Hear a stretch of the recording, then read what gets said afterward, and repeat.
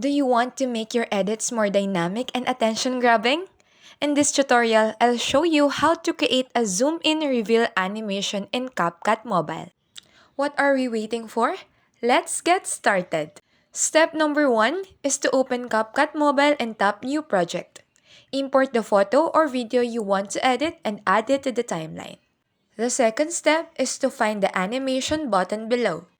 In the animation section, you can see a lot of options. Search for Zoom In Animation and press Enter.